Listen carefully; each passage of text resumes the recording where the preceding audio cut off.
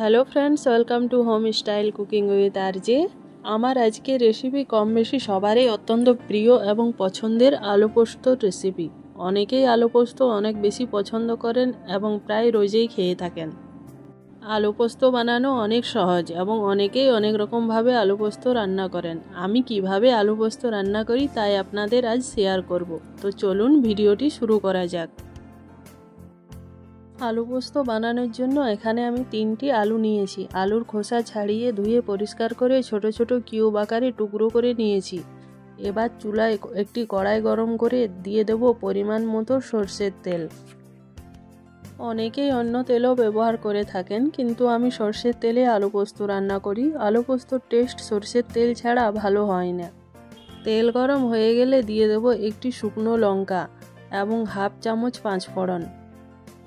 পাঁচফোড়ন এবং শুকনো লঙ্কা 20-25 সেকেন্ড মতো তেলের মধ্যে নেড়েচেড়ে ভেজে নেব।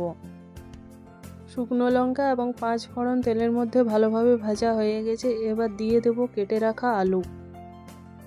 আলু পোস্ত আমি একেবারে সম্পূর্ণ নিরামিষভাবেই রান্না করব, তাই যে কোনো নিরামিষ দিনে এই রেসিপিটি এইভাবে তৈরি করে আপনারা খেতে পারেন।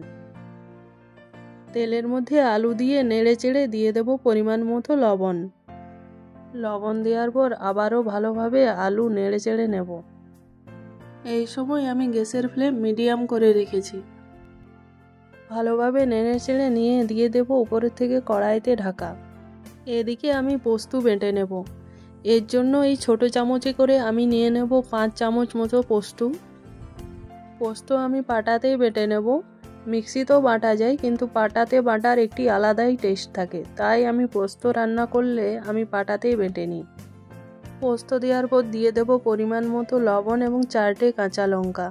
এরপর পোস্ত বেটে নেব। তো এখানে আমার পোস্ত বাটা হয়ে গেছে, এবার তুলে নেব। বাটিতে অল্প একটু জল দিয়ে আমি পোস্ত তুলে নিয়েছি। তো পোস্ত বাটা হয়ে গেছে, এবার কড়াইয়ের ঢাকা তুলে আলু আবার একটু নেড়েচেড়ে নেব। এইভাবে আলু কিছুক্ষণ ভাজার পর দিয়ে দেব পরিমাণ মতো জল। আমি পরিমাণ মতো দেব আলু সেদ্ধ হওয়ার জন্য।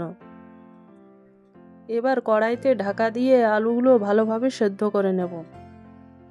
মোটামুটি 6 থেকে 7 মিনিট মতো আলুগুলো সেদ্ধ করে নিয়েছি। তো এখানে আলু সেদ্ধ হয়ে গেছে, এবার দিয়ে দেব বেটে রাখা পোস্ত। ওই বাটি ধুয়ে অল্প একটু জল দিয়ে দেব। এখানে আমি পোস্ত ঠিক নামানোর কয়েক মিনিট আগে দিয়েছি। ভালোভাবে নেড়েচেড়ে আলুর সাথে পোস্ত বাটা মিশিয়ে নেব। পোস্ত এভাবে আলুর মধ্যে দিলে এর যে টেস্ট এবং স্বাদ সেটা অসাধারণ হয়। তো দেখুন এখানে পোস্ত ফুটে উঠেছে। তো একদম রেডি হয়ে গেছে আমার আলু পোস্ত এবং এর গন্ধও খুব সুন্দর হয়েছে।